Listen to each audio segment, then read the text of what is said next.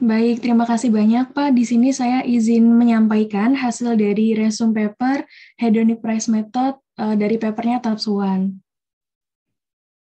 Jadi di sini ada beberapa poin penting yang saya kelompokkan menjadi 7 poin. Dan pada intinya di sini kita belajar bagaimana teknik ataupun metode hedonic pricing ini untuk menilai properti dari fasilitas lingkungan. Yang mana itu dijabarkan dalam beberapa poin, yang mana di poin pertama itu adalah perkenalan. Jadi mengenalkan terlebih dahulu bagaimana sistem air tanah, kemudian bagaimana objek yang digunakan untuk penilaian, lalu bagaimana iklim di sana. Jadi ini seperti pengantar terlebih dahulu, latar belakangnya supaya kita bisa lebih memahami kondisi dari lingkungannya dan bagaimana dampaknya jika kita menggunakan penghitungan hedonic price method ini pada lingkungan tersebut. Nah, di sini juga saya temukan bagian penting yang perlu di-highlight, yaitu teknik hedonic pricing ini memiliki peluang besar dibandingkan dengan teknik penilaian yang lain, karena berdasarkan pada transaksi pasar nyata, dan juga berdasarkan pada pengaturan pasar yang tidak bersifat perkiraan yang bias. Jadi bisa dibilang tingkat akurasinya atau validitasnya itu lebih tinggi, teman-teman. Oke, seperti itu. Kemudian untuk poin 2 itu adalah bagian area studi. Nah, di sini dijelaskan bahwa untuk wilayah yang dikaji itu adalah di sekitar Danau Swan atau Swan Lake dengan pertimbangan beberapa alasan, yaitu ada 32 lahan basah di sekitar area properti tersebut. Kemudian untuk poin 3 ini lebih ke rumus-rumusnya, jadi saya mencoba untuk memahami dari setiap lambang-lambang ini, dan di sini saya simpulkan bahwa di sini beta itu adalah koefisien regresi. Kemudian untuk S ini adalah variabel dengan struktural dengan nilai dari I.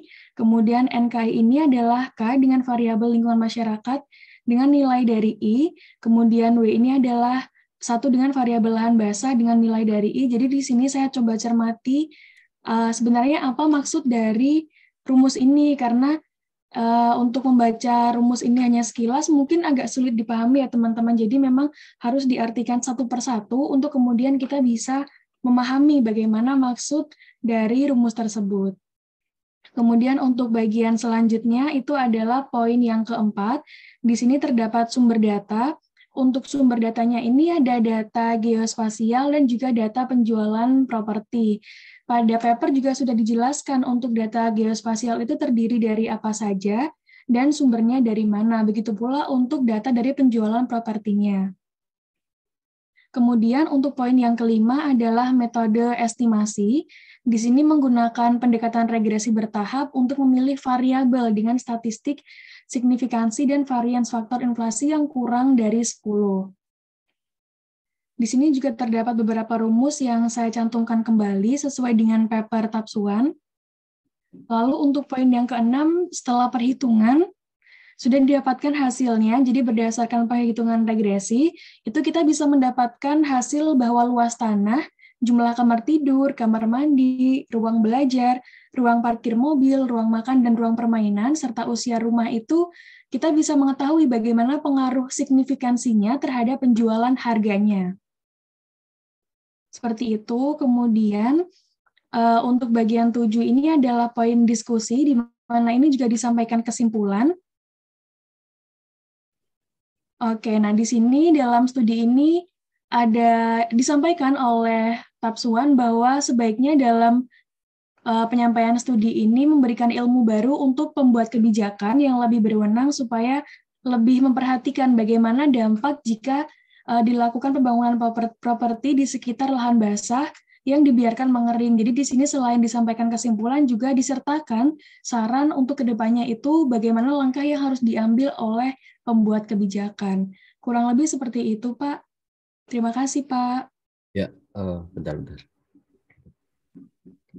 Oke, ya, makasih Mbak Mike ya. Jadi sebenarnya kalau kita berbicara terkait dengan konsep hedonic price ya, tadi disampaikan juga di papernya Tapsuan itu kan dia menggunakan data pasar sebenarnya. Dan kembali ke dalam konsep penilaian ya sebenarnya kalau kita bicara terkait dengan penilaian apapun jenisnya ya mau penilaian properti, bisnis ataupun sumber daya alam gitu sebenarnya kita bisa memahami bahwa sebaik-baiknya data itu sebenarnya data yang diperoleh dari pasar gitu ya. Kalau kita bicara properti kan ini memang nilainya pun nilai apa namanya yang dihasilkan oleh penilaian itu pun juga adalah nilai pasar ya. Sebagian besar adalah nilai pasar meskipun nanti ada pengembangannya ya di dalamnya mau nilai likuidasi karena untuk keperluan lelang gitu kan karena adanya apa namanya sita eksekusi dan seterusnya kemudian nilai investasi yang nanti disesuaikan dengan kepentingan para investornya tetapi pada prinsipnya adalah nilai pasar gitu yang dipergunakan kalau nanti mungkin teman-teman ada yang ke DJKN itu nanti mungkin adalah menggunakan konsep nilai wajar dan sampai saat ini nilai wajar meskipun saya pribadi sebenarnya masih agak dispute ya apakah itu sama persis dengan nilai pasar ya mungkin ada kalau saya pribadi sebenarnya agak cenderung mungkin sedikit memiliki perbedaan karena terkait dengan mungkin tambahan lah ya ini untuk properti terkait dengan konsep HBU-nya biasanya kalau nilai pasar di DJKN nanti ya nilai pemerintah itu seringkali nanti asetnya kan apa gedung-gedung kantor yang sebenarnya HBU-nya itu tidak merepresentasikan HBU market pada umumnya sehingga itu biasanya menggunakan apa namanya HBU existing. Nah, ini pengaruhnya nanti ke nilai wajar dan ada beberapa pendapat sih sebenarnya nilai wajar itu nggak sama persis dengan nilai pasar, tetapi saat ini memang nilai wajar atau fair value di sisi akuntansi itu seringkali dipersamakan dengan nilai pasar. Jadi basisnya pasar. Jadi kalaupun ada dispute terkait nilai ini apa namanya bukan benar salah ya sudah layak atau belum gitu kan bisa di cross check dengan data yang ada di pasar jadi datanya di pasar apa kita bicara nilai pasar pasti basisnya adalah transaksi jual beli properti bisnis pun seperti itu kan memungkin jika memungkinkan gitu kan tetap berbasis dari informasi yang ada di pasar dan kalau kita bicara di penilaian sumber daya alam kemarin di awal mungkin di pertemuan terkait dengan valuasi sumber daya alam 1 ya PSDA 1 kan juga kita mengenal konsep penilaian dengan berbasis pasar. Ada satu di bukunya si Anil juga ini disampaikan juga bahwa kalau kita melakukan penilaian ya dalam konteks sumber daya alam pun sebaiknya kita menggunakan informasi yang berbasis pasar dulu gitu kan. Maka kemarin di PSDA 1 kan memang informasinya itu berbasis daripada pasar gitu kan. Nah, kalau tidak ada informasi berbasis pasar bisa menggunakan informasi yang non market dari perilaku individu terkait dengan suatu sumber daya alam. Nah, dalam konteks hedonic price method ya kelebihan daripada salah satunya ya terkait dengan hedonic price method ya kalau kita baca dari papernya bukan paper ya satu referensi dari Pak Anil Markadia gitu kan disampaikan bahwa kelebihan daripada hedonic price tadi mendasarkan pada informasi market sesungguhnya meskipun ini nggak dipakai secara langsung harga propertinya ya tetapi perilaku marginal apa namanya implicit price-nya kan yang dijadikan sebagai dasar dari kenaikan daripada harga suatu properti itu diakibatkan oleh adanya kenaikan ataupun penambahan hedonic variabelnya. Ya, jadi variabel hedonic variabel kan kemarin sudah kita diskusikan ya kenyamanan yang dimiliki oleh suatu properti itu apa aja kan dari sisi fisik, lingkungan sekitar dan juga alam gitu kan. Dan salah satu konsep ini dibawalah ke dalam konteks valuasi sumber daya alam untuk melihat ataupun mengukur lah ya kontribusi alam itu bagi suatu properti. Nah, sehingga kontribusi tadi pada akhirnya kita anggap sebagai nilai manfaat daripada suatu sumber daya alam. Nah, kembali ke dalam konteks kenapa kok basisnya market ini lebih bagus ya? Karena tadi kita kembali ke konsep awal bahwa valuasi itu informasi setidaknya bisa diperoleh dari pasar itu akan lebih mudah dipahami oleh nanti user kita. Ya kalau dulu di penilaian properti itu kan kita mengenal adanya intended user gitu kan klien gitu kan dan ini akan mereka itu akan lebih mudah kita berikan informasi atau penjelasan terkait dengan suatu nilai atas suatu objek tertentu itu jika dasarnya itu dari pasar. Nah, meskipun hedonik ini bukan secara langsung menghitung nilai itu berdasarkan harga properti ya, tetapi dari perilaku orang menghargai harga properti itu berdasarkan kenyamanan yang diberikan oleh properti itu terhadap pemiliknya nantinya gitu, atau manfaat-manfaat yang bisa diberikan oleh si pemilik properti itu si apa namanya si properti tersebut kepada pemiliknya tersebut gitu kan. Jadi dengan didasarkan pada data transaksi, ini kan nanti basisnya kan data transaksi, sebenarnya transaksi jual beli bisa, dan juga transaksi terkait dengan sewa yang bisa dijadikan sebagai tolak ukur untuk menghitung kontribusi daripada alam dalam rangkaian tadi variabel yang membentuk hedonik yang membentuk hedonik variabel teratas suatu properti tersebut gitu ya. Jadi basisnya adalah pasar. Nanti berbeda kalau kita bicara terkait dengan CVM nanti ya di mungkin setelah UTS gitu kan. Dan itu memang pure state preference ya, yang mana nilai suatu sumber daya alam itu murni dari apa namanya pernyataan daripada individu yang itu didasarkan atas pasar hipotesis ya. Jadi yang bedanya ini tadi, kalau kita bicara apa namanya hedonic price, dasarnya adalah real market-nya, tadi harga transaksi propertinya. Nanti kalau kita berbicara terkait dengan CVM, nanti dasarnya adalah pasar hipotesis gitu ya. Jadi yang sebenarnya nggak terjadi gitu kan. Tapi kita buat hipotesis terkait dengan apa namanya kondisi daripada suatu lingkungan gitu kan, rusak ataupun perlu perbaikan dan seterusnya, itu dibuat sebagai suatu hipotesis. Tapi kalau kita berbicara terkait dengan hedonik ya, ini sebenarnya apa namanya mengacu juga ke konsep tadi bahwa informasi dari market yang sesungguhnya tadi, data transaksi sewa atau jual beli tadi, akan memberi keyakinan yang lebih tentunya bagi pengguna informasinya gitu. Ataupun kalau kita nanti sebagai seorang penilai ataupun akademisi yang memberikan apa namanya konsep valuasi suatu sumber daya alam ini, kita akan lebih mudah nanti menjelaskan kepada klien kita ataupun intended user-nya gitu kan, orang yang menggunakan informasi penilaian itu apa namanya dengan dasar-dasar tadi. Di pasar tuh informasinya seperti ini. Misalnya kalau kita bicara hedonic price, adanya misalnya tambahan daripada hutan kota gitu kan. Ini apa namanya meningkatkan harga daripada suatu properti. Ya, dibuktikan dengan apa? Ya, dibuktikan dengan transaksi properti di sekitarnya itu ternyata apa? Lebih tinggi daripada yang jauh daripada hutan kota yang tidak mendapatkan apa namanya manfaat dari hutan kota. Kalau kita bicara hutan kota dan hubungannya dengan properti residensial kan terkait dengan kenyamanan, bahwa dia memberikan efek lebih dingin mungkin ya, seperti itu. Sehingga kalau kita telisik lebih jauh lagi, itu kemungkinan akan mengurangi gitu kan biaya untuk apa pengadaan AC-nya dan seperti itu. Jadi basisnya adalah real market-nya tadi ya, sehingga ini tidak bias ya, beda dengan pasar hipotesis. Pasar hipotesis namanya juga hipotesis ya, bisa benar dan mungkin juga bisa jauh dari kebenarannya ya, kan nggak benar-benar terjadi. Kalau hedonic ini ya dasarnya adalah real market tadi, transaksi jual beli ataupun transaksi daripada apa namanya sewa atas suatu properti, yang tentunya kalau kita bicara dalam konteks sumber daya alam, variabel hedoniknya itu ditambahkan dengan variabel yang berhubungan dengan alam. Jadi sehingga terlihat adanya kontribusi daripada alam gitu ya. Nah, kemudian juga kalau bicara terkait dengan mungkin papernya Tapsuan tersebut ya, ini memang sebenarnya paper itu ditujukan untuk pengambilan suatu kebijakan nantinya ya, terkait dengan kalau kita bicara ada tanah wetland tadi kan, kemudian di sisi lain ada pengembangan perumahan yang mungkin ke depannya perumahan ini akan apa ekspansinya sampai dengan ke tanah-tanah yang apa sebagai cadangan air tersebut. Dan ini mungkin terjadi loh kalau kita bicara di Indonesia kan.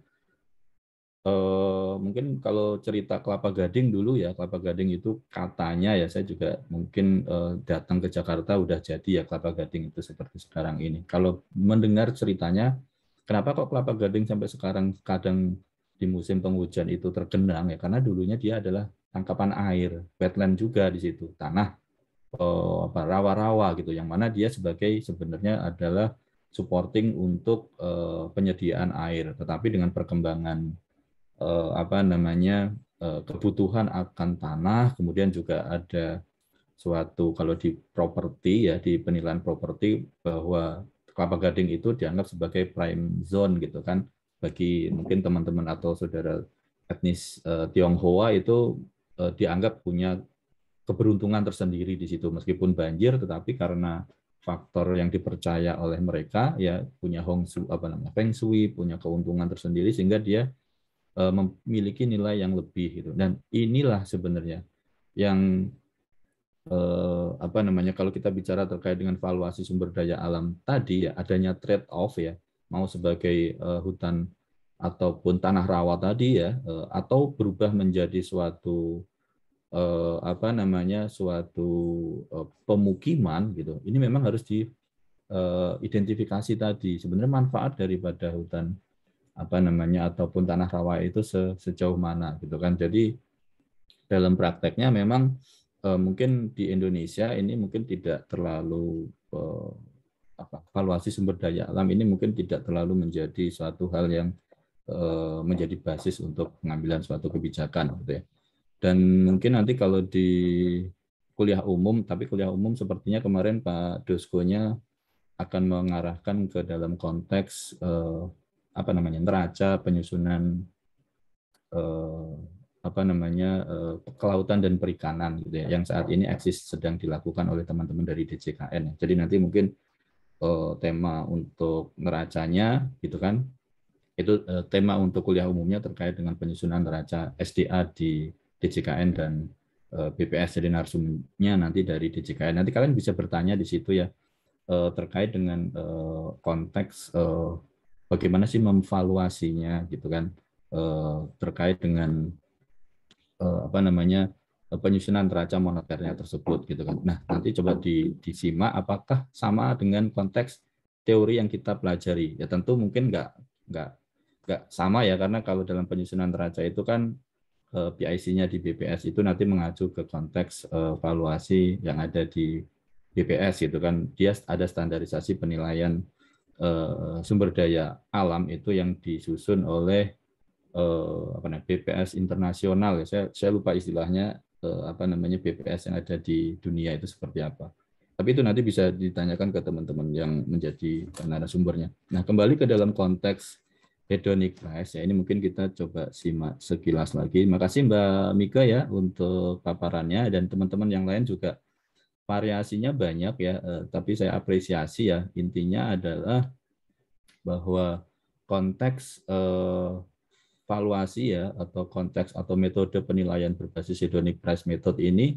nanti ya harapan bagi saya sih bagi teman-teman ini bisa dijadikan sebagai basis untuk mencari tadi kan disampaikan ada pengaruh enggak sih gitu ya pengaruh antara variabel ini terkait dengan harga properti. Nah ini yang saya harapkan nantinya di konteks penilaiannya. Jadi nanti kalau kita menjadi seorang penilai ya meskipun di pemerintah itu penilaian itu mengacu ke satu petunjuk teknis ya yang sudah dibuat, tetapi kalau memang nanti satu variabel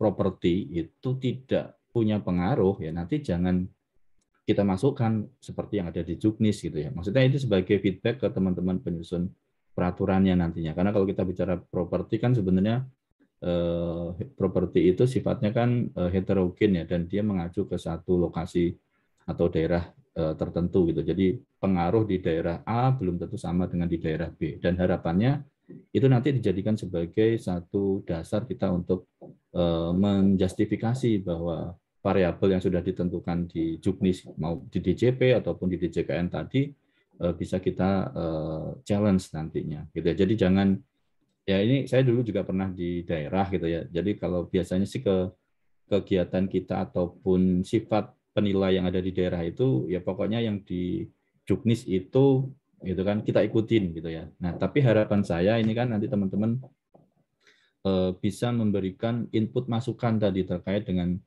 juknis yang sudah ditetapkan, karena view juknis itu kan dari pusat gitu ya. Saya juga pernah di kantor pusat gitu, sehingga kadangkala ini nggak bisa mengcapture seluruh karakteristik yang ada di setiap daerah. Kalau kita bicara Sabang sampai Merauke kan karakteristik properti ataupun market gitu ya, pasar atas suatu properti itu juga berbeda-beda. Dan salah satu cara riset ya untuk mengukur tadi ya, mengukur apa namanya pengaruh tadi ya antara variabel tadi hedonik ya. Kalau kita bicara nilai kan sebenarnya dipengaruhi oleh variabel hedoniknya kan, kemarin sudah sepakat gitu ya. Baik itu di properti ataupun dalam konteks sumber daya alam. Bedanya di sumber daya alam kita tambahkan tadi yang mengacu ke karakteristik lingkungannya tadi ya. Mungkin kalau di penilaian properti kita agak mengabaikan lah dalam tanda petik ya, seringkali kita abaikan pengaruh-pengaruh alam tadi atas suatu nilai properti yang sering kita agungkan atau kita jadikan sebagai basis dasarnya ya fisik dan lingkungan sekitarnya. Kemarin yang kita diskusikan, fisik itu luas tanah, luas bangunan, jumlah ruang kamar, tempat tidur gitu kan, kemudian apa namanya kamar mandi dan seterusnya. Lingkungannya ya tadi strategis enggak, dekat dengan pusat kota, dekat dengan pusat pendidikan, dan itu yang seringkali kita jadikan sebagai basis untuk mencari variabel penyesuaian gitu kan, perbedaannya apa antara pembanding satu dengan objek penilaian ya, seperti itu kan seringkali ya. Dan dengan kita belajar tadi dalam konsep hedonik seutuhnya dalam konteks terlepas daripada variabel yang sudah lazim dipakai untuk penilaian properti, kita juga sebenarnya harus menyadari nanti kalau misalnya di pasar ya, di market yang kita ketahui nanti ya dalam konteks penilaian properti misalnya ya, ditemukan bahwa informasi properti yang dekat dengan tadi misalnya pusat hutan kota tadi misalnya punya pengaruh, itu tolong juga diperhitungkan, karena kembali ke dalam konteks nilai yang kita dapatkan nanti untuk nilai apa sih.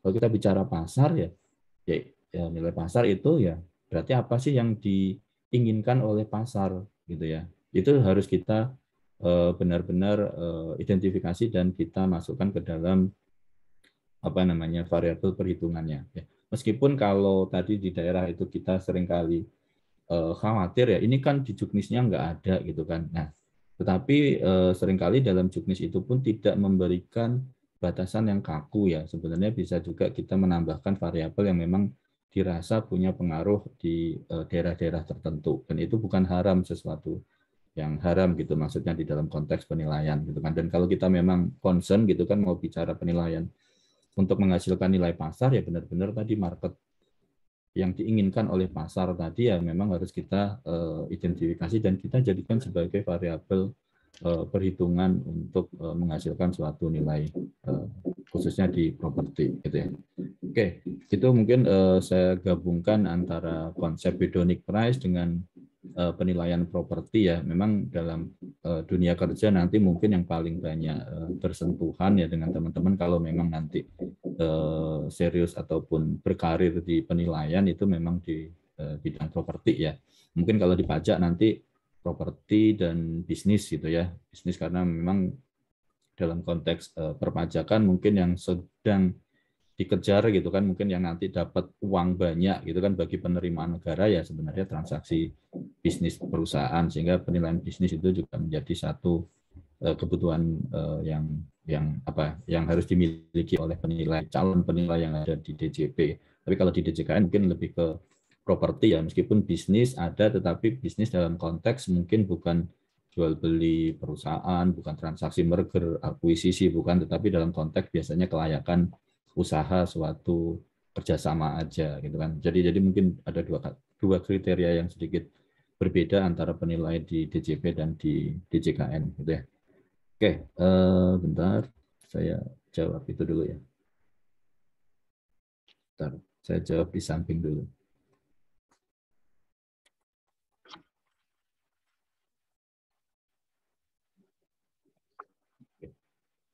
Nah, oke, kita sekarang kembali ke materi kita ya, terkait dengan apa namanya hedonic price kemarin ya, dan nanti mungkin ada satu soal yang nanti bisa dicoba terlebih dahulu untuk disimulasikan ya, nanti mungkin 15 menit atau 30 menit sebelum kelas berakhir coba kita demokan nanti ya, nanti minta salah satu teman-teman di sini untuk menyampaikan hasilnya. Bukan benar atau salah, tapi stepnya nanti yang bisa kita ikuti. Oh ya, dan juga seperti janji saya kemarin ya, terkait dengan video tutorial kemarin untuk valuasi travel cost method ya. Dari semua yang ada, saya masih agak bingung untuk memilih ya salah satu dari konsep zonal dan salah satu dari konsep individual untuk saya upload di LMS ya. Jadi mungkin belum saya pilih ya, karena menarik gitu ya hasil daripada kelompoknya, meskipun cara penyampaiannya beda-beda ya. Ada yang to the point langsung ke Excel-nya gitu kan, bagaimana sih menghitung gitu. Tetapi beberapa kelompok juga menyampaikan secara konsep dulu, apa sih travel cost gitu, apa sih nanti metode zonal, metode individual dan seterusnya gitu ya. Dan ini nanti mungkin akan saya pilih ya, mungkin 1-2 hari ini nanti akan saya upload di LMS untuk menjadi pedoman lah bagi teman-teman kalau belajar terkait dengan konsep travel cost-nya ya. Jadi ini belum saya putuskan sih. Mau saya cari yang yang benar-benar step-nya mungkin lebih enak gitu kan diikuti gitu ya.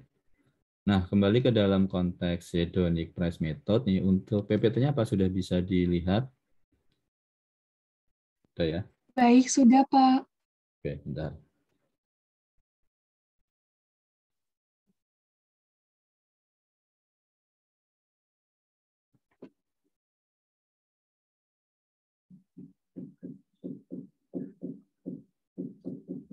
Oke, jadi overview sekilas ya nanti terkait dengan kemarin hedonic price method tadi ya. Sorry, bentar. Nah, ini tadi. Oke. Oke, jadi yang perlu diingat tadi, meskipun gitu ya, kalau kita bicara hedonic price tadi berbasisnya nilai transaksi real yang ada di pasar ya, tetapi yang perlu kita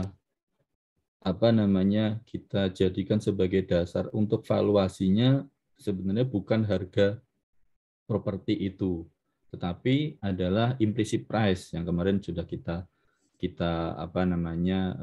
diskusikan ya. Jadi implicit price itu kan sebenarnya harga yang yang implisit terkandung gitu kan ya di dalam perbedaan karakteristik daripada hedoniknya. Kalau kita kembali ke dalam konteks teori hedonik kemarin kan, harga itu dipengaruhi oleh faktor fisik, lingkungan sekitar dan juga alam. Ini kalau kita bicara dari satu papernya Silen Chester gitu kan, suatu barang dipilih bukan karena barang tersebut semata. Jadi kalau kita bertransaksi gitu kan, ya dalam konteks yang normal gitu kan, kita pasti mengharapkan apa sih yang kita peroleh dari barang tersebut gitu ya. Ya kalau kita bicara rumah, tentu kita akan melihat bukan hanya pokoknya rumah ya. Saya mau beli misalnya 100 juta, apapun rumah itu. Kan nggak seperti itu. Ya, pasti kalau kita bicara satu rumah, kita bukan hanya melihat itu wujudnya rumah, bukan itu aja gitu. Tapi apa sih yang bisa diberikan oleh rumah tersebut tadi? Kembali ke dalam konteks hedonik tadi. Kenyamanan, apa sih yang bisa diberikan oleh rumah tersebut sehingga memberikan kenyamanan yang lebih gitu kan dibanding yang lainnya. Kita kan nanti akan memilih gitu kan dalam konteks properti tadi, tentu akan memilih kan sebisa mungkin kita memperoleh harga yang masuk akal gitu kan, yang relatif bisa kita terima dengan tentunya manfaat yang semaksimal mungkin gitu kan. Nah, kemudian juga kalau kita menemukan satu properti tertentu gitu kan, ya tentu kita akan membandingkan tadi gitu kan, properti yang memberikan kenyamanan lebih bagi kita ya, selaku pemilik nantinya akan kita hargai tentu lebih tinggi juga daripada properti yang sama-sama rumah tadi, tetapi mungkin menurut kita kenyamanannya tadi sedikit berada di bawah dari yang pertama tadi. Ya, jadi atribut hedonik tadi, ya itu menjadi dasar pembentukan suatu nilai properti. Ya, makanya tadi secara tidak sadar sebenarnya kalau kita bicara di penilaian properti, kembali lagi ke konteks properti, kita sudah menerapkan konsep hedonik ini. Ya, dalam hal apa? Ya, kalau kita bicara dalam konteks mungkin yang paling sering dipergunakan nanti terkait dengan pendekatan berbasis data pasar, ya perbandingan data pasar, metodenya, ya variabel yang dipilih itu adalah atribut-atribut hedoniknya tadi. Ya, ya ini kan biasanya kan ini kalau melihat dari satu papernya Lancaster ini yang mempengaruhi daripada harga gitu kan ya tadi ukurannya gitu kan, jarak ke pusat kota, kemudian lingkungannya, dan juga dalam konteks sumber daya alam, ya sebenarnya bukan sumber daya alam aja sih, kalau di penilaian properti pun lingkungan itu juga punya pengaruh, dan ini mungkin yang sedikit terabaikan ya dari praktek penilaian properti kita ya, bahwa kondisi alam itu seringkali gitu ya dalam pemilihan variabel yang nanti akan kita adjust atau kita bandingkan itu sedikit terabaikan gitu ya. Nah, ini mungkin dengan kita memahami konsep hedonic price ya. Dulu saya sebagai waktu menjadi penilai properti memang nggak terlalu mendalami konteks hedonic price ini gitu ya. Jadi kita hanya mendasarkan dari best practice yang dilakukan oleh teman-teman di MAPI gitu kan, best practice yang dilakukan oleh teman-teman penilai sebelum kita gitu kan, atau senior kita. Dan seringkali memang kalau melihat dari atribut-atribut yang akan menjadi variabel penyesuaian tadi, memang lingkungan alam gitu yang dihasilkan oleh alam itu sedikit terabaikan ya. Mungkin memang apakah karena karakteristik kita di Indonesia mungkin belum menyentuh gitu kan konsumen ataupun calon konsumen daripada suatu properti tersebut belum begitu memperhitungkan faktor alam gitu ya, mungkin seperti itu. Tetapi kalau melihat dari di pertemuan sebelumnya hasil daripada riset yang dilakukan oleh tim peneliti Australia gitu kan kemarin, yang mengambil satu lokus yang ada di negara berkembang, salah satunya Jakarta, kan kesimpulan dari mereka juga sebenarnya bahwa properti di Jakarta itu yang dekat dengan konteks yang polusi tinggi itu kan juga memberikan dampak negatif gitu kan, berhubungan atau berkorelasi negatif dengan harga properti gitu. Sebenarnya kalau melihat dari hasil riset tersebut gitu kan ya, masyarakat kita pun sebenarnya punya awareness gitu ya terkait dengan kondisi lingkungan di sekitar propertinya, sehingga mereka cenderung menghindari properti yang berada di lokasi, kalau dari papernya yang kemarin gitu kan yang saya kasih video itu ya, dari peneliti Australia itu menghindari properti yang ada di daerah yang polutan gitu ya, yang menghasilkan polusi gitu, sehingga orang cenderung kalau di Jakarta mungkin orang memilih ke Jakarta Selatan daripada ke Jakarta Utara misalnya, seperti itu gitu ya. Jadi variabel ini ya, hedonic variabel ini, atribut hedonik ini sudah sebenarnya kita jadikan sebagai acuan dalam penentuan tadi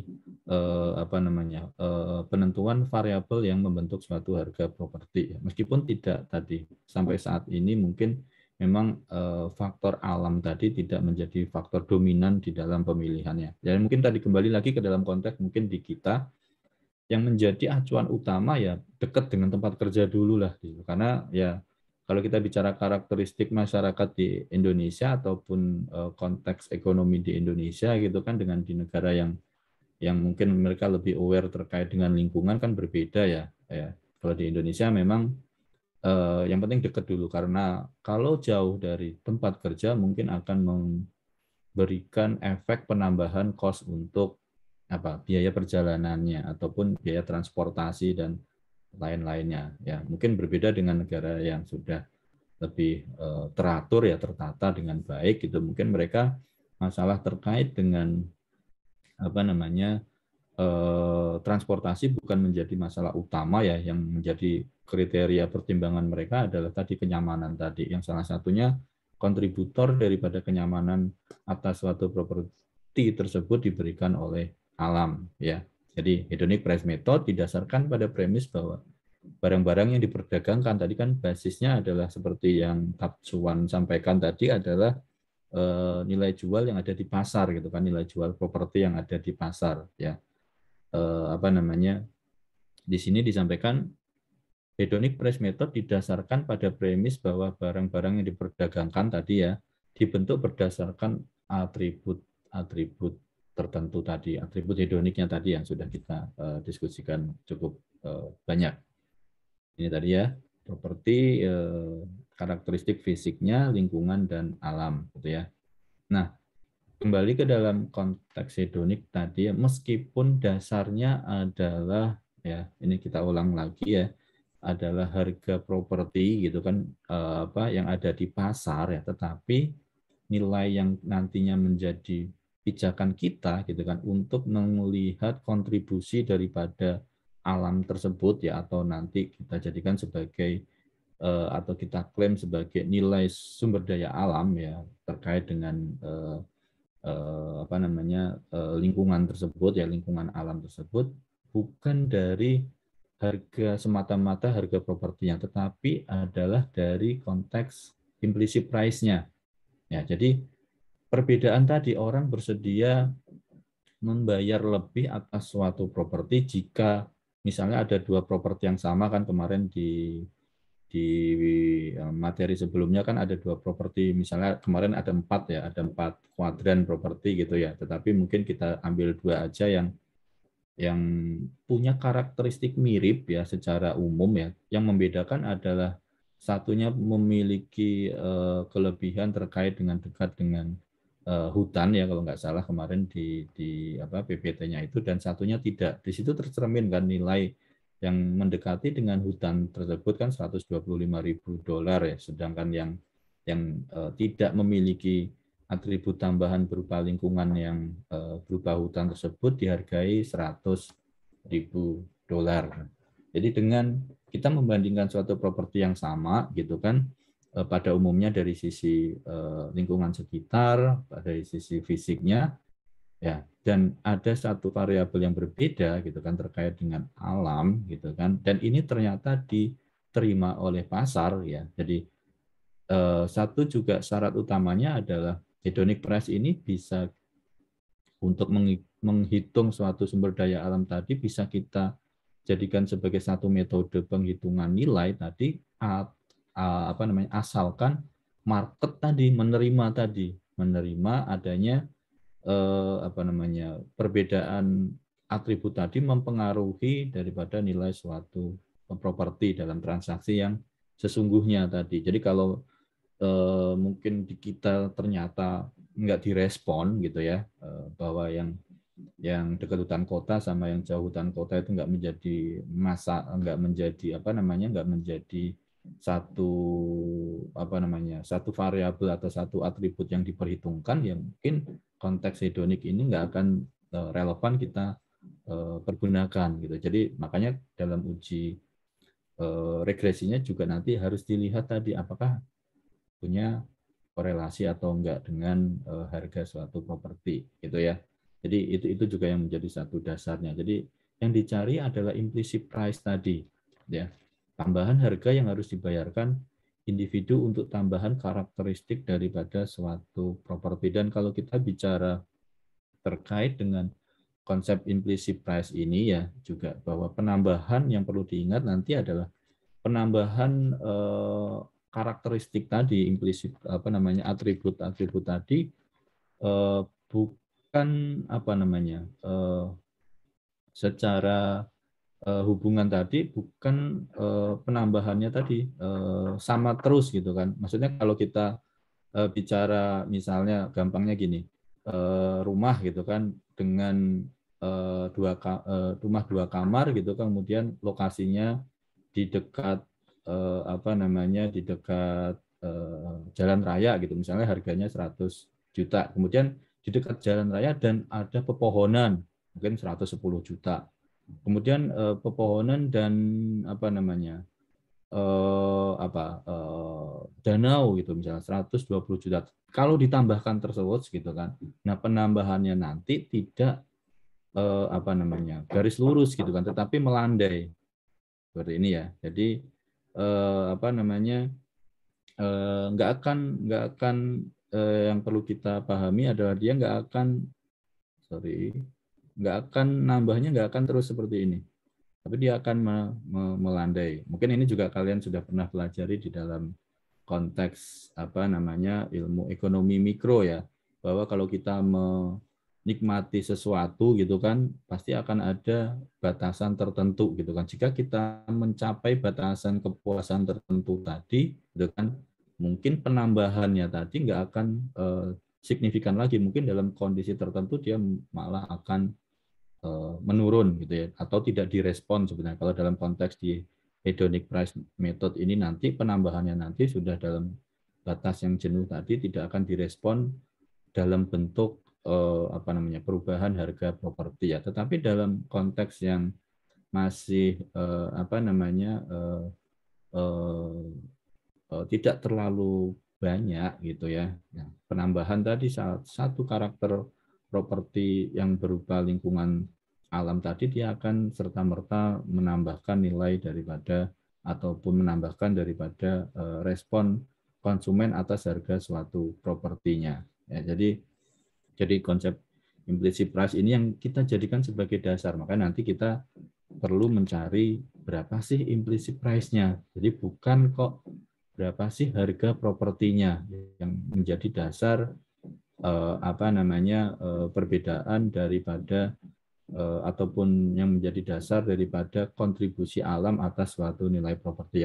Kalau sederhananya tadi kan dua properti yang mirip, satunya ada alam tadi, ada atribut alamnya, selisihnya tadi 125 dan 100 juta, maka seolah-olah itu kan nilainya adalah 25 juta. Ini kalau untuk satu properti, tetapi kita selalu melihat dalam konteks valuasi sumber daya alam ini kan tidak mengacu ke satu objek tertentu gitu kan, tetapi kita bicaranya adalah dalam satu radius tertentu atau satu wilayah tertentu, sehingga di dalamnya itu terdiri dari beberapa properti gitu, sehingga kita nggak bisa serta-merta menghitung secara sederhana tadi selisihnya masing-masing properti tadi kemudian kita jumlahkan, nggak seperti itu. Jadi kita mencoba untuk menggunakan konsep di dalam ilmu ekonomi mikro yang kita kenal dalam konteks implicit price tadi. Ya, jadi penambahan itu akan terlihat dari nanti variabel-variabel yang akan kita regresikan pada akhirnya nanti untuk menghitung ya sebenarnya implicit price-nya itu ada berapa. Ya. Kurva, boleh. Kan tadi disebutkan kalau misalnya ada rumah terus dekat jalan raya, ada pepohonan tuh bisa jadi implicit price gitu Pak. Nah saya mau tanya, apa nilai implicit price itu harus selalu dikaitkan dengan penghijauan ya Pak? Apa bisa dengan kayak misalnya properti yang dekat sama mata air gitu Pak? Ya betul, jadi nggak harus penghijauan gitu ya. Ya, kalau kita bicara terkait ini, kalau kita konteksnya alam gitu kan, sumber daya alam, jadi atribut selain fisik dan neighborhood-nya tadi, lingkungan sekitarnya, ya apapun sebenarnya yang terkait dengan alam, bahkan gitu kan, dalam konteks di luar penilaian sumber daya alam ya, kita bisa mengukur tadi eksternalitas sebenarnya. Tadi ya, eksternalitasnya apa, yang polusi kayak gitu kan. Mengukur eksternalitas negatif berarti pengaruh daripada polusi itu misalnya berapa gitu kan, itu akan terlihat dari penurunan harga properti gitu. Jadi kalau kita bawa ke dalam konteks di luar sumber daya alam ini ya bisa untuk menghitung eksternalitas sebenarnya.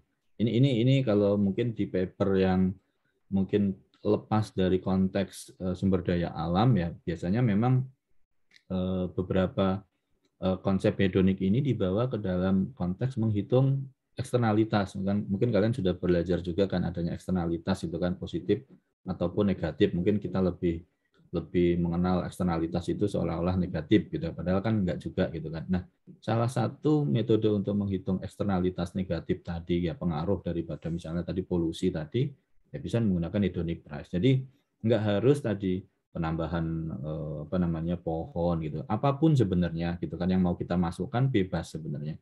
Ya implicit price ini ya. Dan sebenarnya bukan juga hanya terkait ini karena kita bicara di sumber daya alam sehingga seolah-olah tadi ilustrasinya seringkali hutan kota, pohon gitu-gitu ya. Tapi sebenarnya dalam konteks yang umum juga bisa tadi penambahan implicit price-nya tadi ya, penambahan apa namanya dalam konteks jumlah kamar gitu kan, misalnya dalam konteks jumlah ruangan gitu, itu juga bisa dijadikan sebagai satu dasar perhitungan gitu. Kalau memang direspon gitu ya, tapi dasarnya tadi ada respon apa namanya, ada respon yang nyata gitu kan. Respon yang nyata itu apa bentuknya? Ya tadi perbedaan harga berarti karena kalau kita bicara hedonik kan basisnya adalah harga properti itu, harga ataupun sewa ya, harga jual ataupun sewa ya, karena seringkali juga kita bicara hedonic price ini kan dasarnya kan properti tadi bisa berupa harga jual propertinya dan juga kadangkala adalah harga sewanya, karena secara logika tadi kan kita akan mau menyewa lebih mahal gitu kan kalau properti yang kita sewa tadi memberikan kenyamanan yang lebih juga gitu kan dan seperti itu. Jadi sebenarnya nggak hanya terbatas ya Mbak Nadifa ya tadi ya terkait dengan penambahan pohon aja gitu kan. Ini karena mungkin ilustrasinya biar memudahkan kita aja ya. Jadi sebenarnya bebas, bukan hanya karakteristik alam juga gitu kan. Kalau dalam konteks ilmu ekonominya ya bisa juga terkait dengan tadi karakteristik fisik dan karakteristik daripada apa namanya neighborhood-nya tadi juga bisa kita hitung. Tetapi di sini karena yang kita mau cari adalah terkait dengan kontribusi alam, maka implicit price-nya yang kita cari adalah implicit price terkait dengan tadi faktor alam. Ya, jadi tadi bisa juga tadi dekat mata air juga bisa gitu kan. Kalau mau kita jadikan sebagai apa namanya satu variabel yang mau kita teliti gitu ya. Ya, tapi di luar konteks itu ya yang jelas variabel pembentuk hedoniknya itu bisa kita jadikan sebagai apa namanya variabel penelitian kita gitu ya. Nah, kalau konteks sumber daya alam maka tadi ya memang kita lebih banyak mengcapture tadi perbedaan dari sisi apa namanya alam yang dimiliki oleh properti yang mau kita jadikan sebagai bagian penelitian kita gitu ya. Jadi itu mungkin jawabannya Mbak Nadifa. Jadi bebas aja sebenarnya dalam konteksnya. Baik, Pak, terima kasih. Ya, makasih juga ya. Kurva implicit price, ya ini tadi ya kurva implicit price ini kan dibentuk dari fungsi hedonik yang memiliki kemiringan yang menurun, gitu ya. Hal tersebut karena saat fungsi hedonik meningkat, maka biaya yang diperlukan untuk menambah karakteristik tertentu, gitu kan. Ini kan environment ya, variabel tambahan lah ya tadi.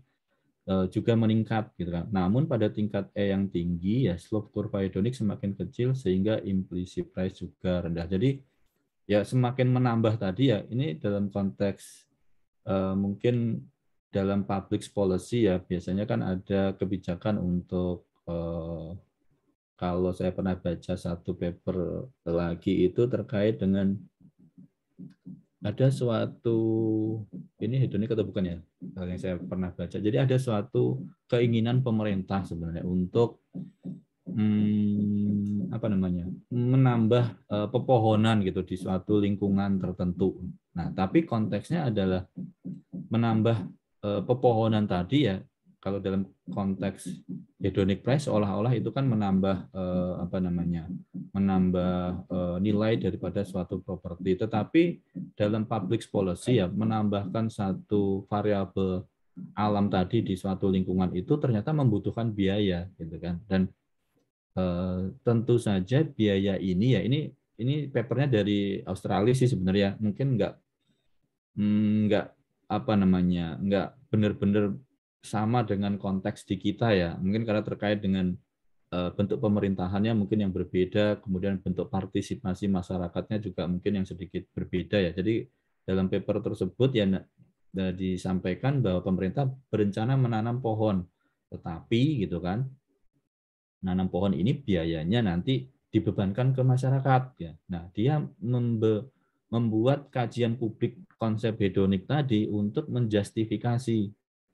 Justifikasinya tentu saja agar orang tersebut gitu kan, masyarakat tersebut mau bayar. Jadi salah satunya manfaatnya tadi kalau ditambahkan atribut-atribut alam tadi, pepohonan gitu kan, itu akan memberikan efek terkait dengan perubahan suatu harga nantinya. Jadi intinya rumahnya akan diiming-iming akan lebih mahal gitu ya. Itu satu cara juga untuk justifikasi public policy ya. Jadi ini sebenarnya nanti bisa dibawa ke mana aja dalam konteks public policy tadi ya. Tapi mungkin kita nggak akan ke situ ya. Kita lebih condong untuk menghitung sebenarnya kontribusi alam tuh berapa sih, atau sebenarnya berapa sih nilai suatu sumber daya alam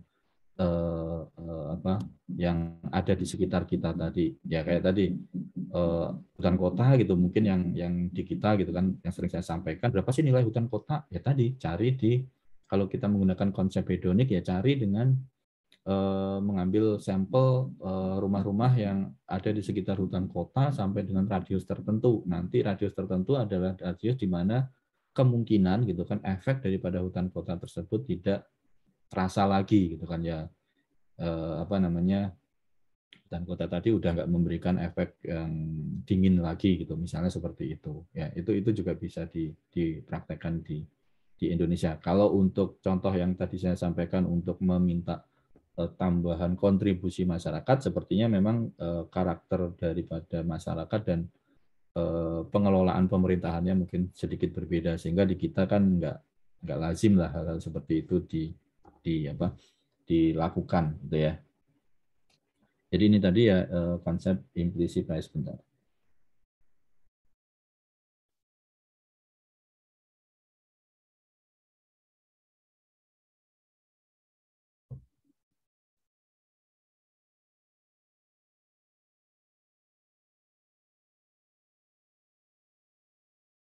Oke. Nah, tadi adalah konsep dasar ya, kita travel cost ya, ini salah ya. Tahap simulasi, kemudian kita coba menghitungnya ya. Simulasi hedonic price tadi kan disampaikan ya bahwa kalau konsepnya tadi terlihat sederhana gitu kan. Perbedaan harga yaitu kita anggap sebagai kontribusi daripada perbedaan kenyamanan yang diberikan tadi gitu. Dalam hal ini kalau kita bicara sumber daya alam ya kontribusi daripada alam ya. Tetapi gitu kan, kembali lagi meskipun berbasis daripada data pasar jual beli properti ataupun sewa properti ya, yang kita cari sebenarnya bukan langsung kita kita tambahkan tadi ya selisih-selisih daripada harga properti yang ada di sekitar suatu sumber daya alam, tetapi kita menghitung tadi sebenarnya secara ilmu ekonominya tadi ya, implicit price-nya tadi. Nah, bagaimana sih menghitungnya nanti implicit price sehingga pada konsep akhirnya menjadi dasar untuk penilaian sumber daya alam ya.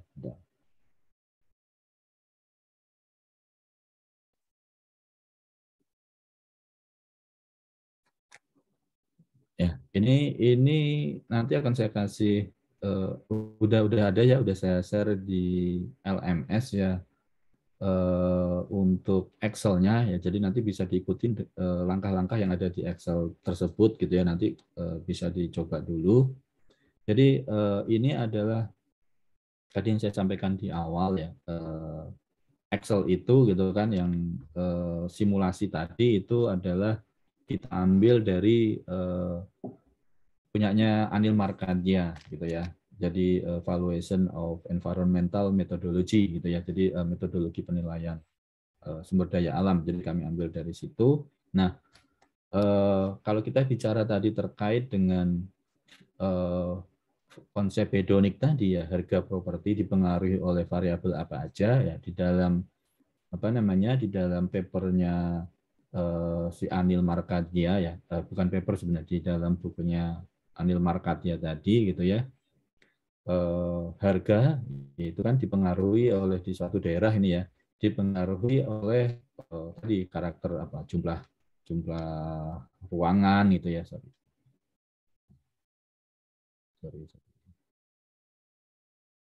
Nah, dipengaruhi oleh jumlah ruangan gitu kan. Kemudian apa namanya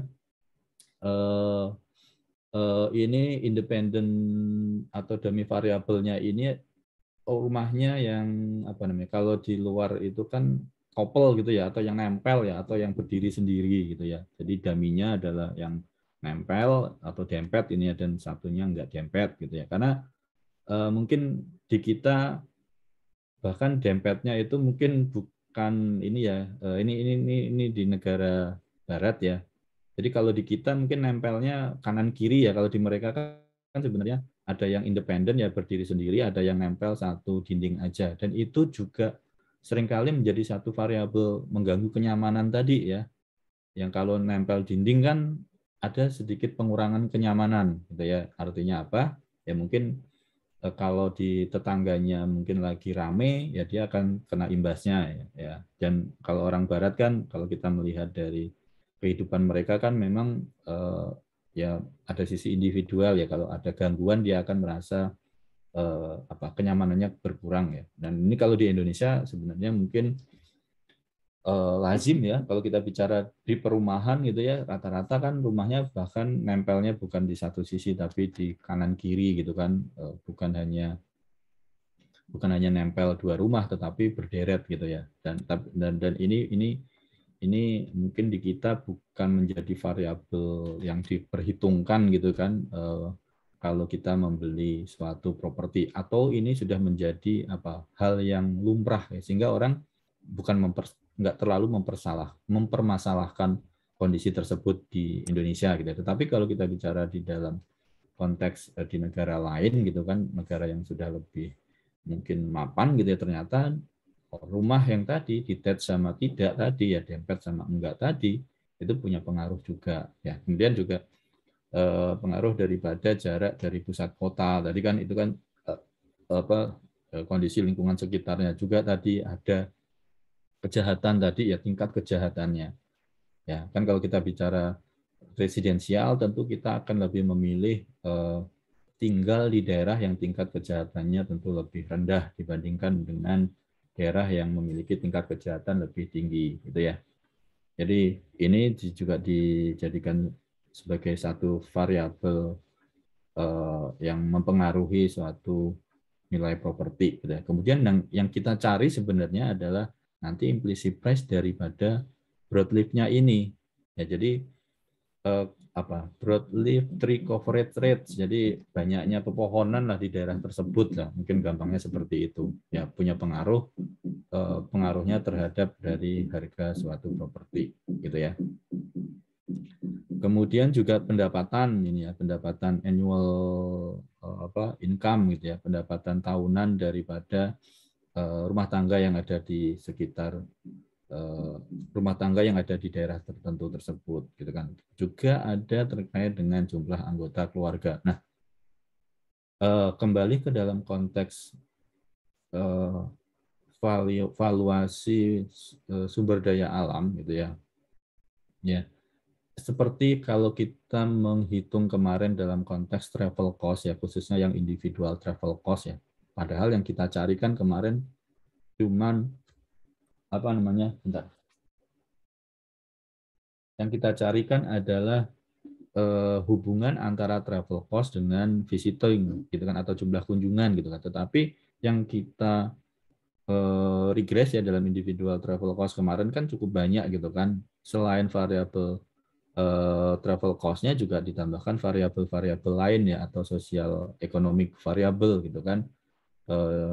Jumlah pendapatan, jumlah anggota keluarga, tingkat pendidikan gitu-gitu juga kita masukkan ya. Sama juga di sini ya, karena kita bicara terkait dengan nanti metodenya adalah kita membuat suatu model ekonometrik gitu kan, independent variable dan dependent variable ya, sehingga kita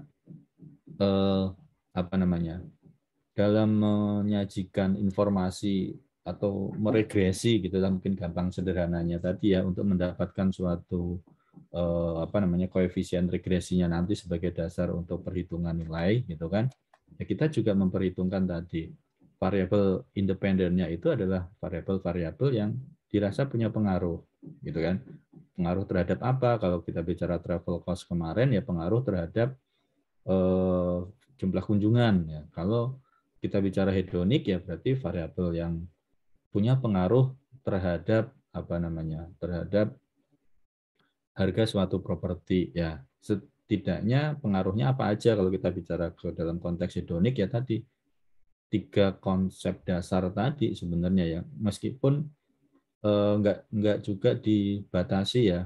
3 konsep dasar maksudnya 3 variabel dasar tadi ya, fisik, lingkungan alam gitu kan, atau lingkungan sekitar dan lingkungan alam tadi ya. Dan juga tidak diharamkan gitu kan, ditambahkan juga variabel sosioekonominya juga gitu ya. Jadi ada terkait dengan jumlah anggota keluarga di sini dan juga terkait dengan pendapatan gitu. Jadi memang dalam praktek evaluasi sumber daya alam ini kita nggak bisa lepas dari konsep pembentukan suatu model ekonometrik, mungkin ya gampangnya seperti itu. Jadi apa aja sih variabel yang mempengaruhi? Kalau kita bicara di hedonic price method ya berarti kita cari dalam konteks atribut hedoniknya tadi juga bisa ditambahkan dengan variabel sosial ekonominya juga. Seperti kemarin kita bicara di travel cost method kemarin ya. Bukan hanya travel cost-nya aja gitu kan yang kita nanti perlu cari hubungannya, tetapi juga variabel-variabel sosial ekonomi lainnya. Karena memang secara tidak langsung ya kalau kita bicara terkait dengan konsep pembentukan suatu model ekonometrik kan akan lebih bagus sebenarnya kan kalau variabelnya itu ya seringkali kalau biasanya variabelnya cuma sedikit gitu ya yang mungkin saya ketahui nanti errornya itu akan besar gitu ya. E-nya yang di belakang itu kan nanti akan besar gitu. Dan kalau variabelnya banyak biasanya E-nya itu nanti akan kecil sehingga E-nya itu kan menggambarkan yang belum dijelaskan di model gitu kan. Jadi kan kalau variabelnya banyak nanti hal-hal yang belum terjelaskan di model itu akan menjadi semakin kecil sehingga satu model yang dibentuk tadi gitu kan itu akan tingkat keyakinannya nanti ya, kesahihannya lah mungkin kalau kita bicara di penilaian itu menjadi lebih baik lagi gitu ya. Ya jadi itu terkait dengan kenapa kok variabelnya selain variabel hedonik tadi yang dijelaskan di awal tadi kok juga ada variabel sosial ekonominya juga ya terkait dengan pendapatan dan anggota keluarganya juga ya karena secara secara nyata gitu kan ya harga itu juga kadang dipengaruhi oleh tingkat pendapatan masyarakat. Ya, kalau kita bicara di dalam konteks pasar gitu kan kalau kita menaruh satu harga di atas kemampuan masyarakat yang nggak akan terbentuk itu kan harga di pasaran tadi interaksi penjual pembelinya mungkin nggak akan terbentuk ya hanya terjadi bukan interaksi ya terjadi satu kegiatan sepihak saja misalnya orang jual aja tapi nggak ada orang yang beli karena apa ya kemahalan dan pendapatan masyarakat tidak memadai dan ini juga dalam pemahaman secara umum kan masuk gitu kan kita yakini memang ya harga suatu properti tadi juga pasti akan dipengaruhi oleh tingkat pendapatannya tadi gitu ya. Kemudian juga jumlah anggota keluarga juga bisa mempengaruhi karena orang memilih properti itu kan juga mungkin disesuaikan dengan kebutuhan untuk tinggal anggota keluarganya. Ya, ini contohnya adalah harga properti residensial gitu ya. Jadi nanti mungkin kalau nanti bicara terkait dengan properti lainnya ya, mungkin konteks komersial dan seterusnya mungkin berbeda ya. Nah, kenapa kok dalam valuasi sumber daya alam ini dipilih properti residensial sebagai alat analisisnya? Ya, karena kecenderungan tadi hedonik tadi memang melekat ke individu. Seringkali kalau kita bicara di dalam konteks komersial gitu kan, para pelaku industri properti ataupun pengguna properti tersebut mungkin sisi kenyamanan tadi bukan menjadi suatu acuan utama gitu. Mungkin mereka lebih mengacu ke yang penting ya kalau kita bicara komersial gitu kan jenis propertinya kan yang mengundang keramaian orang gitu kan. Yang penting ramai aja gitu. Tapi kalau kita bicara macet pun nggak apa-apa gitu kan. Seringkali kan seperti itu. Kalau macet ini menandakan pergerakan ekonomi di daerah tersebut itu bagus. Tetapi kalau kita bicara residensial kan beda. Orang benar-benar mencari kenyamanan. Orang akan menghindari misalnya punya rumah di daerah yang macet, gitu ya. Karena yang dicari kenyamanan. Beda dengan orang punya ruko. Orang punya ruko meskipun ini pro kontra ya, tetapi indikator macet itu menjadi satu variabel menandakan bahwa market di situ gitu kan bergerak gitu kan, ekonominya sedang tumbuh sehingga orang banyak beraktivitas yang mengakibatkan kemacetan. Nah, itu tadi kenapa kok HPM itu seringkali menggunakan tools analisisnya tadi berupa rumah residensial ya, bukan ke komersial tadi, karena memang karakter pelaku pasar residensial tadi dengan pelaku pasar komersial tadi ya tentu berbeda tadi gitu ya, karena yang dituju kalau komersial tadi bukan hedoniknya gitu, tetapi tadi how come generate income tadi, mendapatkan pemasukan dari propertinya tadi gitu. Kalau rumah kan ya untuk kita tinggali ya, tentu kenyamanan yang menjadi variabel utamanya gitu ya. Nah, ini nanti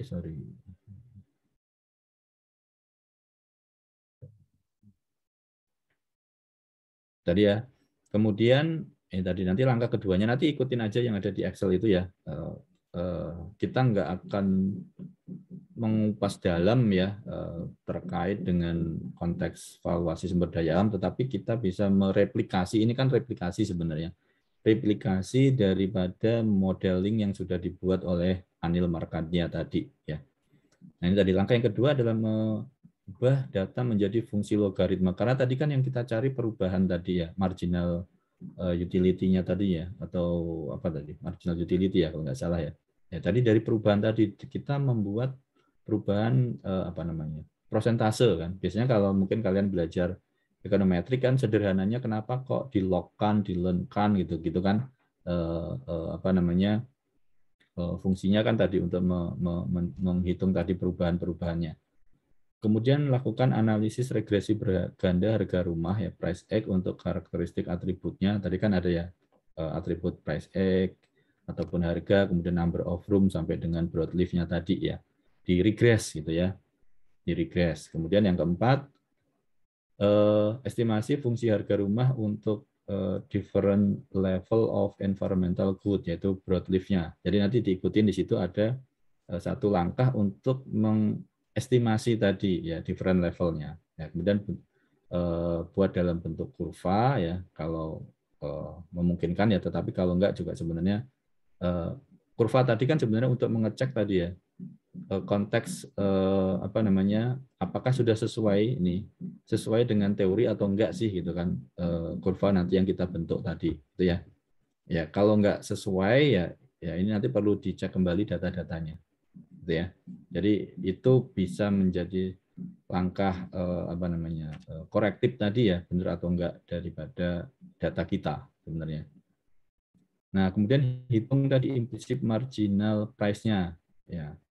Dari mana menghitungnya? Gitu kan? Ini tadi yang kita ambil kembali lagi seperti di dalam konteks travel cost kemarin ya. Meskipun variabelnya banyak ya, karena yang kita cari adalah yang berhubungan dengan atribut lingkungan alam gitu ya, maka dari variabel dienik tadi ya yang kita bentuk di modelnya tadi gitu kan ya, kita ambil yang terkait dengan alam tadi di sini ya. Ini tadi kira-kira yang berhubungan dengan kontribusi daripada alam kan ini tadi broadleaf tree coverage-nya gitu ya. Jadi itu dalam bentuk alam tadi ya. Kalau contoh tadi yang di Australia di paper yang saya sampaikan tadi ya, menanam tanaman di depan-depan rumah itu tadi ya, itu akan memberikan kesejukan sehingga pada akhirnya akan menambah nilai suatu properti ya. Selain kesejukan juga keindahan di situ ya, di satu paper di Australia. Kalau di Indonesia memang sangat jarang sih ya, mungkin nggak terlalu signifikan. Kemudian tadi ubah implisit tadi ya, implicit price tadi menjadi dilenkan. Ya, kemudian estimasi implisit tadi sebagai sebuah fungsi daripada environmental good dan karakteristik sosioekonominya. Jadi nanti diikutin aja langkahnya, kemudian kita regresi dan cek hasil regresinya. Nah ini tadi. Ini mungkin agak sedikit sedikit membingungkan ya. Tapi nanti dengan kita menggunakan Excel yang sudah saya share ya nanti setidaknya kita akan mudah lah tadi untuk mereplikasikan cara menghitungnya, gitu ya. Oke. Dan sampai dengan nanti di langkah terakhir ya, yang kita cari dalam konteks valuasi berbasis non-market tadi kan konsumen surplus gitu ya, surplus konsumen. Nah, surplus konsumennya kan tercermin dari tadi sebenarnya. Perubahan tadi kan itu kan keuntungan ya. Keuntungan bagi si pemilik propertinya tadi. Penambahan satu atribut tadi memberikan penambahan harga ya. Itu konsep dasarnya ya. Tapi nanti kalau ternyata penambahan variabel alam tadi korelasinya negatif ya, itu nanti perlu dicek kembali. Berarti konsep hedoniknya kalau memang datanya sudah real ya berarti nggak punya kontribusi sebenarnya, alam tersebut nggak punya kontribusi terhadap nilai, ya punya kontribusi tapi negatif, berarti kan seolah-olah dia tidak akan punya nilai atau tidak dianggap lah, mungkin kalau orang Jawa ya punya manfaat tapi nggak dianggap ya udah biasa aja gitu. Jadi itu yang yang menjadi satu hal yang harus dicek gitu ya. Jadi korelasinya nanti seperti apa gitu ya. Jadi jangan sampai nanti kalau kita melakukan analisis gitu kan ternyata tadi kan di awal saya sampaikan bahwa syarat kita menggunakan hedonic price tadi ya berarti ada respon tadi ya, respon positif daripada pemilik properti tadi atau pelaku pasar di bidang properti tadi, sehingga responnya tadi ya akan tercermin ya, karena kan ini kan reveal ya, reveal kan tercermin dari tingkah laku kan, akan tercermin dari perilaku tadi konsumen dalam memilih suatu properti. Tapi kalau syarat ini nggak terpenuhi ternyata tadi malah menjadi lebih murah gitu ya, ya berarti konsep hedonik tadi nggak bisa diterapkan untuk menghitung tadi nilai suatu sumber daya alam, karena masyarakat nggak mengapresiasi tadi, sehingga ya bisa kita katakan tadi lingkungan alam tadi menggunakan konsep hedonik tadi nggak akan tercermin gitu kan, nggak akan bisa kita munculkan gitu ya. Berarti nanti ya harus kita pergunakan teknik yang lain, misalnya langsung aja menggunakan contingent valuation method gitu. Meskipun tadi sebelumnya saya sampaikan ya contingent valuation method adalah basisnya dari pasar hipotesis ya, sehingga tingkat keyakinan ya mungkin ya kalau kita bicara seperti itu ya menjadi lebih rendah gitu, karena nggak tercermin dari perilaku di market yang sesungguhnya karena baru hipotesis itu ya. Jadi ini tahapannya, dan nanti mungkin saya share itunya dulu deh. Contohnya nanti silahkan dikerjakan gitu kan, mungkin nanti akan 15 menit nanti ya mungkin ataupun 30 menit nanti kita coba simulasikan, nanti saya minta satu orang untuk mempraktekkan, nanti kita pandu bersama gitu ya. Bentar nih saya share dulu mana sih.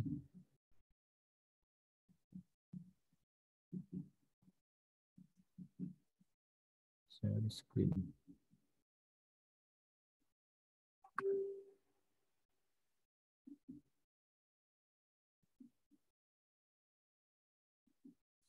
Nah, ini yang soal latihannya ya.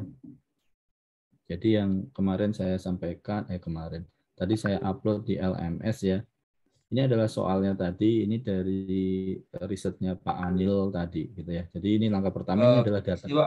Mohon maaf, soalnya tuh di mana ya Pak? Oh, saya cari-cari nggak ketemu Pak. Di LMS ada kan? Udah saya upload? Ada nggak? Belum ketemu sih Pak. Kalau tadi saya juga tanya Mike, katanya juga nggak nemu Pak. Mungkin ada. Belum Pak. Kalau yang PPT-nya ke-upload nggak ya? PPT-nya ke-upload, Pak. Oke, siap, siap. Makasih. Coba saya lihat ya. Atau belum saya apa namanya share ya pertemuan kelima.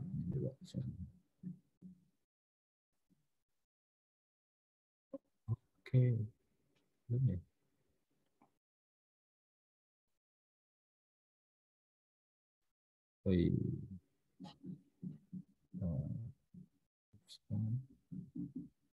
Oke, nggak ada ya. Ya. Berarti belum tadi. Karena tadi bareng sama rapat sebelah ya, jadi belum. Oke, ini saya upload ya. Oke, makasih Mas Java ya. Oke, selamat latihan.